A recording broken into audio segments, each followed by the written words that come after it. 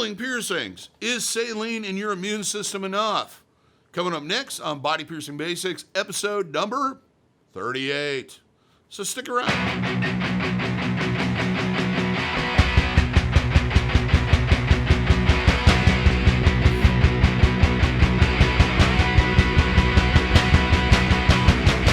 For those that are new to the channel, my name is DaVo. I'm a professional body piercer and have been since 1994. I own and operate the Axiom Body Piercing Studio located here in Des Moines, Iowa, inside Skin Kitchen Tattoo. So today's subject is something that I have been researching off and on my whole career, last 25 years. It has been increasingly the idea that saline is enough or that you don't really have to do anything to heal out a piercing. As I've stated in videos in the past, you can do absolutely nothing to a piercing, not take care of it, not do anything, and eventually it will heal. Will it heal without issue? Will it heal out without infection?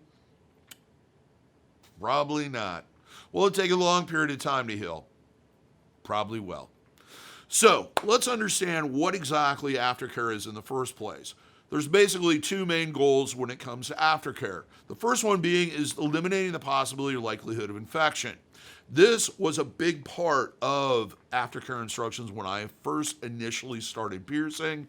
This is why we suggested very, very harsh products like betadine, Hibiclens, benzoyl chloride-based solutions, and then antibacterial liquid soap, and then the most recently, medical grade antimicrobial or germicidal soaps such as satin and Proven.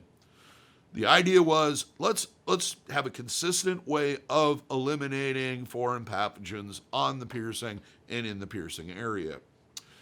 Over time, we've learned a little bit more about how piercings heal and increasingly started to rely more and more on saline.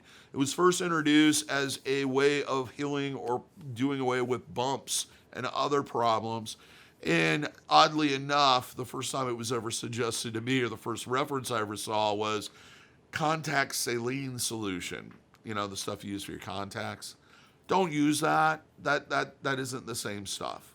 Then we learned that no, you don't use that. You use, and then we started mixing up or suggesting the clientele mix up their own version of saline solution with sea salt in distilled water.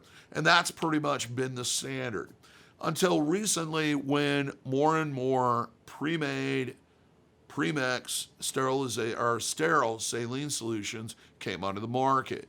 The most, what I generally suggest even today is Nelmed's Wound Wash or their piercing aftercare products, basically because it's simple, it's easy. You can use it to do soaks, you can use it to do compresses, and there's no mixing involved, there's no mistakes involved, and you'll have a consistent problem, or product. Not problem. No, we don't want problems. The whole point of aftercare is eliminate problems. More consistent healing time. Why saline? What does saline do? First off, it increases the flow of oxygen in the area in circulation, which will help with healing. The salt contains minerals and nutrients that are helpful in your body's production of skin cells. It can help with inflammation, and it really helps to soothe the piercing. It kind of takes the bite out of it, makes it feel better. The other thing that a lot of people want to talk about is it has antiseptic qualities. Yes, it kind of does, but it kind of doesn't. What it does is it dehydrates or breaks the cell wall of microorganisms. So yes, it will kill off microorganisms. However, it can also kill off healthy microorganisms like probiotics and et cetera that are in the area. And we'll get a little bit into that of whether or not that is a bad thing or not a bad thing. So here's some of the ways that soaps, harsh antiseptics, and other products can be bad during the healing process, and kind of my answer to that. First off, before I get into that, if anybody has suggested that you use antibacterial ointments like bacitracin, zinc, etc., do not use them. Do not use tea tree oil unless you have a problem, and even then, I don't really suggest using it.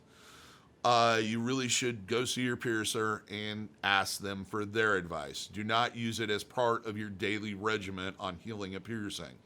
Other harsh things like rubbing alcohol, witch hazel, hydrogen peroxide, ear care solution or benzothiochloride based solutions, Bactine, all of that stuff is way, way, way, way, way, way, way, way, way, way, way, way too harsh to heal out a wound, especially a piercing, which is going to be open for a long period of time. So stay away from that stuff. So why is soap a problem? Why are people constantly going, oh, you talk to one piercer, they say, yeah, use it. You talk to the other piercer, they say, no, don't use it. Here's the deal. It can be too harsh. It can dry out the tissue. It can prolong your healing period. It can block the flow block discharge and cause a whole load of other problems. Part of that is caused by misuse of the soap and not rinsing properly, but it's a possibility. Soap kills off not only the harmful bacteria and microorganisms, but also kills off the healthy ones. As I stated already, if saline does have an antiseptic quality, which it does, and it does, how effective it is kind of up in the air, but it's going to do the same thing. The thing is, though, studies have shown that when microorganisms are wiped out of an area, usually when it's recolonized by our own personal microorganism coating, our colony, they usually come back stronger and more populated and more quickly than they would if you didn't wash the area. The second one is the chance of allergic reactions. Yes, that is a big thing. Anytime you add an additional product into a process, especially if it's chemically based, there is always a possibility that you are going to have an allergic reaction to it. So that's another fear or worry about soap. The fourth thing is that it is just plain overkill. It's unnecessary. It tends to just be kind of a waste of money. To a degree, yes. To a degree, no. It is kind of a precaution that if you do contaminate the area mistakenly or on purpose, that those harmful foreign pathogens are taken care of and killed off immediately or close to immediately. However, there is an increased fear that by overusing products such as these, that we are going to create a situation where we get much stronger, mutated foreign pathogens, bacteria, etc., viruses that we can't kill. So overuse of the product can be a problem too. Here's the thing though. There are certain situations, and anybody who's watched this channel knows that I believe that everybody heals at a different rate and has different experiences. There's a lot of things that go into the period of time it takes for you to heal something and whether or not you are more prone to infection or not.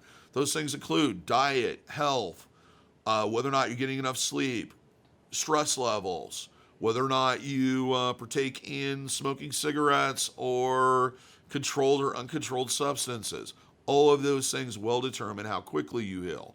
The other thing is, and those all affect your immune system too.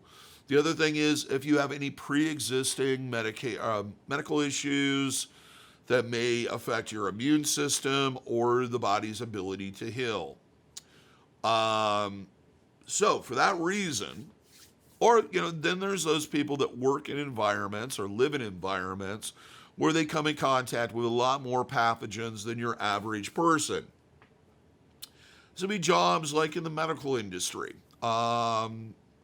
working at a gym, working in plumbing, working as a construction worker, various other places. These are going to put you at a higher risk of the piercing becoming contaminated with a foreign pathogen. The more contact you come in contact with, the more surfaces you touch, the more blah, blah, blah, and on and on and on, the higher your risk. So here are some situations where I think that soap could be helpful and would suggest during the healing process. First one being, and I've already kind of brought this up, is if you have a pre-existing medical condition that affects your body's ability to heal quickly or affects your immune system. You are a higher risk for infection, so you do need to take precautions. The second one would be if you live or work in an environment where you are at a higher risk of contaminating the piercing area in general. That kind of goes without saying. The third reason you should possibly use soap is if you know, in fact, you contaminated the area by mistake or maybe on purpose. You know what you did. Then you should use it. So what should you use and how should you use it? There's a couple of different things that are products out there that you could use that I've had clients use numerous times with no issues. If you're going to be using it on a regular basis, I'm going to suggest an antimicrobial or germicidal soap such as Saline or Proven. They're more mild. They have a long history of working with people that have dry skin and other issues. And they're a medical grade soap. If you're going to be just using it occasionally or temporarily, cleaning the area with even just a regular hand soap is a good idea as long as it's free of fragrances and other additives, moisturizers, etc. The best bet with hand soap would be an antibacterial soap such as Dial Gold, something that just doesn't have anything in it. And the way you should do that is you should, first off, rinse off the area, then squirt a pearl drop of the soap into your hand, lather it up well, and then apply it to the piercing area. Now, when I say the piercing area, I'm not really saying the piercing itself. Generally, what we want to do is clean off the area around it. Do not try to get that soap into the wound. Do not work it into the wound. Do not rotate the jewelry or move the jewelry into the wound. Just clean off that general area around it. What we're trying to do is kill off any foreign pathogens or contaminants that may have gotten into the area to kill them off and then give those healthy probiotics that are part of your immune system and all those healthy microorganisms a chance to reproduce and populate the area and fight off infection. If you have a pre-existing condition or you have a depleted immune system or you're prone to infection, I would suggest doing that maybe once a day in the shower. If it's a situation where you contaminated the area, one time should be enough. Now, how do you use the saline solution? That's pretty simple. Like I stated before, I suggest that you buy saline solution. It should say in the package, sterile saline solution. It shouldn't have any additives, preservatives, food preservatives, or other things in it. If it says things like natural healing additives and all this other stuff, that's not what you want. You want something that has saline or salt, that's sodium, and water. Nothing else. You don't need anything else. If you're going to do it in an area in the body, if the piercing's located in an area of the body where you can do a soak, what I would suggest is getting a disposable medicine cup, spraying the substance in there, and then submerging the piercing or creating a vacuum by tilting to the side and then upward. Let it soak for 5 to 10 minutes and then rinse under running water. If it's in an area of the body where you cannot really do that, then what you want to try to do is a compress. Take a clean, folded up paper towel, or better yet, a sterile piece of gauze sponge, saturate it, and then apply it to the piercing area for roughly about 5 to 10 minutes, and then rinse afterwards. The reason why I want you to rinse is a couple of different reasons. The first one being is that we want to make sure to get all the salt and anything that the saline may have pulled out of the piercing away from the area. It's just hygiene. Second reason is we don't want to leave the salt in contact with the jewelry and the piercing. It can sometimes kind of dry it out a little bit, and the salt can start to begin to cake and collect on the jewelry, which could harbor contaminants and cause other problems. So always rinse afterwards. We good on that? That I suggest, with saline, I suggest doing it twice daily throughout the healing period, starting the day after the initial piercing is done. Now, some things you don't want to do. Do not use Q-tips to apply it. Q-tips are nasty, disgusting, and not designed to do anything other than clean floors. So what it was designed for was clean tile, but you didn't know that. Kind of like Listerine was designed to clean floors, but you didn't know that either. The problem with Q-tips is that the little strands of cotton, and the same thing with cotton balls, will start to break off and can catch and collect on the jewelry, especially post jewelry. I have pulled out pieces, labret pieces, and barbells where there's this nasty, red, disgusting, pus-filled, weird thing that this loop of cotton, a ring of cotton that's around the jewelry. You don't want that. That can cause a lot of damage and cause an infection. Do not use Q-tips and cotton. You want something that is fibrous, that is tightly packed, like I said, a folded up paper towel or a sterile piece of gauze sponge. So, I hope I haven't confused you more. I hope you now know when soap should be used and when it shouldn't be used. And I hope you now know how to use saline solution, and maybe you have a better understanding of how to heal a piercing. If you have any questions at all, please leave them in the comments. I'm happy to answer those. I'm happy to discuss this whole process with anybody that would care to do so. If you have had good experiences or bad experiences with using soaps, I'd also like to hear about that too. Any different types of products that you've had issues with. If you would like to see more of these videos, go ahead and hit on that subscription and then click on the notification bell so that you're notified every single time we post one of these. If you'd like to look stylish and show off your tattoo and body piercing pride, do check out our merch store. We have various different t-shirts, coffee mugs, dog bandanas, bags, and just about anything else you can possibly think of. And Christmas is coming up, so you might want to start planning on getting some gifts for people. Plus, it supports us and the channel and what we're doing here. Till next time, hopefully your piercings heal with ease and without a single issue. And if you're in the Des Moines, Iowa area, I hope to see you for your body piercing needs in the future. Have a good day, everybody.